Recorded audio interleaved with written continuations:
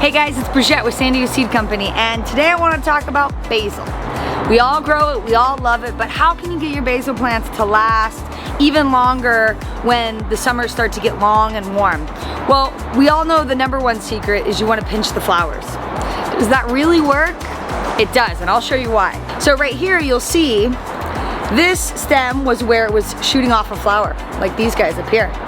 And once we cut it, the sides are gonna start growing out. And this method actually works on a wide range of plants in the garden. But the most common that you hear about is your basil plants. So these will grow out and you'll get nice bushy plants instead of having this long, lanky basil plant that goes to flower right away. So you can actually pinch the flowers on many of your garden plants to get bushier plants.